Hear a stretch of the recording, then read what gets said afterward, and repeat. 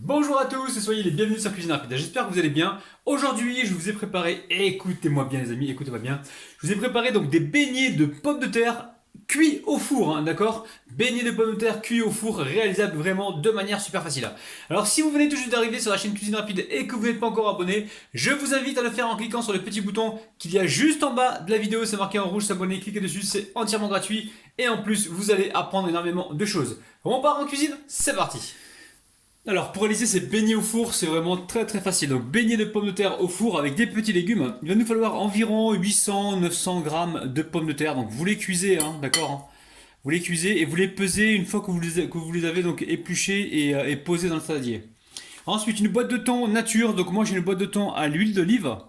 La boîte de thon nature, prenez-la à 140 grammes net égoutté. Ici j'ai un petit oignon donc haché que j'ai haché avec le couteau. Vous pouvez le hacher au hachoir ou à la râpe. Ensuite, ici j'ai un demi-poivron que j'ai coupé en petits cubes. Ici j'ai une grosse poignée de coriandre. Coriandre, persil, basilic, thym, vous prenez ce que vous avez. Hein. Ensuite, on mettra du sel. J'ai ici un petit peu de poivre. On mettra alors de l'huile d'olive si vous n'avez pas. Moi j'en ai déjà ici de l'huile dans le thon. Maintenant, si vous avez du thon nature, mettez un petit peu d'huile d'olive, hein, d'accord? Une cuillère à soupe environ. Ensuite, du fromage râpé, on verra ce qu'on mettra tout à l'heure. Donc là, pour l'instant, j'ai prévu un petit bol, enfin un demi-bol. Ensuite, on mettra un petit peu de paprika. Le citron, je mettrai un demi-citron. J'ai ici des olives vertes que j'ai hachées, une belle poignée d'olives vertes que j'ai hachées. Et ensuite, on mettra de la moutarde. Donc la moutarde, elle est là. Vous allez voir, c'est une recette qui est vraiment très facile. Alors, première étape, je viens ici avec la fourchette, j'écrase les pommes de terre. Vous les cuisez environ 20 à 25 minutes dans une casserole remplie d'eau, hein, d'accord? Et comment dire, vous mettez un petit peu de sel dans l'eau, hein, d'accord? Voilà, c'est tout. Puis après, vous les épluchez. Je les ai cuits avec la peau, ça évite qu'elles absorbent trop d'humidité. On peut le faire sans la peau, mais ça va absorber de l'humidité, c'est un peu dommage. Donc là, pour l'instant, j'écrase avec ma fourchette. Après, vous pouvez prendre comment dire, un presse-purée, mais après, il faut le laver, tout ça, c'est compliqué. Hein. Quand on sort la grosse artillerie, après, voilà, il faut faire le ménage, le nettoyage, c'est compliqué. Donc là, je le fais à la fourchette, c'est aussi rapide et c'est économique. Quand je dis économique, hein, ça évite de gaspiller l'eau pour laver donc le presse-purée. Vous m'avez compris, les amis. Hein. Bon, j'arrête de parler pour ne rien dire. Hein.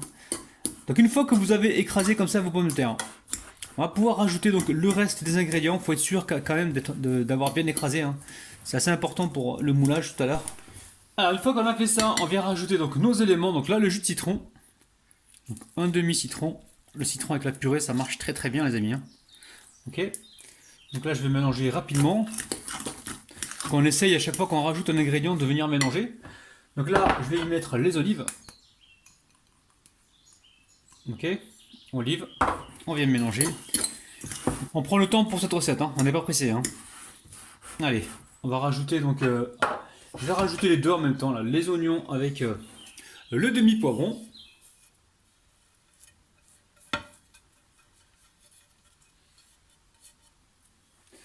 Ok. On mélange. Donc il n'y a pas besoin de les cuire. Maintenant, si vous voulez les repasser à la poêle un petit peu, les poivrons et les oignons, vous pouvez, mais bon, je vois pas trop l'intérêt. N'hésitez pas à aller bien au fond, les amis, hein, d'accord? Ensuite, on a quoi? On a le poivre. On va mettre un petit peu. Le sel, je vais... Non, faut pas que je goûte, oulala, c'est Ramadan aujourd'hui. Faut pas que je goûte, c'est Ramadan, rabinou là. Le sel, je vais en mettre un petit peu, il n'y a pas besoin de trop en mettre, parce qu'on va mettre du fromage tout à l'heure, il y a le thon qui est légèrement salé, il y a les olives aussi. Donc voilà, si on peut éviter, et puis on en a mis aussi dans les pommes de terre tout à l'heure. Donc si on peut éviter le sel, c'est bien. Ok, ensuite j'ai ici la coriandre fraîche. On jette à rien avec Rabinou, hein. Vous connaissez la chanson, hein? Jette à rien. Là pareil, on mélange, on prend le temps. Donc vous m'avez demandé des recettes light hein, pour le ramadan. Donc j'espère vraiment que vous allez tester la recette. Hein. Allez, ici je mets un petit peu de... On va mettre quoi? On va mettre du paprika. Un petit peu comme ça là. Ouais, on en rajoute un petit peu. Là pareil, on va venir mélanger. On met aussi un petit peu de moutarde. Alors vous en mettez comme vous voulez. Hein. Si vous voulez en mettre beaucoup, mettez-en beaucoup. Hein. Pas beaucoup, hein. C'est-à-dire une cuillère à soupe maximum. Hein. Pas trop, hein. Sinon vous allez avoir de la fumée qui sort de votre nez et des oreilles. Hein. Ok. Donc là, voilà, on a fait ça. Maintenant, on va rajouter ici le jobn. Le jobn, c'est le fromage à tartiner. Jobn, c'est en arabe, hein, d'accord? Donc on met le jobn, donc le fromage à tartiner. Allez, on va y ajouter le thon. Donc on l'émiette avant, vous l'émiettez comme ceci. Après, si vous trouvez qu'il n'y a pas assez de thon pour vous, n'hésitez pas, hein. Ouvrez encore une deuxième boîte, hein, si vous voulez. Hein. Mais là, pour nous, sincèrement, ça suffit. Là, ça va bien se répandre dans les pommes de terre. Pour nous, c'est suffisant. Surtout que c'est salé, hein. Attention, hein, si vous en mettez 2 boîtes, ça peut devenir rapidement très salé. Hein. Ok. Allez, là, je vais continuer de mélanger. Alors, une fois que c'est fait, vous pouvez le mettre dans un plat, donc plat pour que ça refroidisse plus vite. Hein. Donc là, l'objectif, c'est qu'il faut que ça refroidisse. Donc j'amène ça au frigo.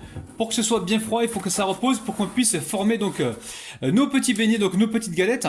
Voilà. Et après, je vais vous montrer la technique pour le gratiner au four. Ok? À tout à l'heure. Alors, on va faire un test. Donc là, je filme une assiette dans un premier temps. Vous allez comprendre pourquoi. Ce sera plus facile à déplacer donc le beignet. Ensuite, je récupère ici. Je récupère là donc un cercle. Donc là c'est un cercle, comment dire, c'est un cercle qui fait je pense dans les 10 cm, moi je pense. Hein.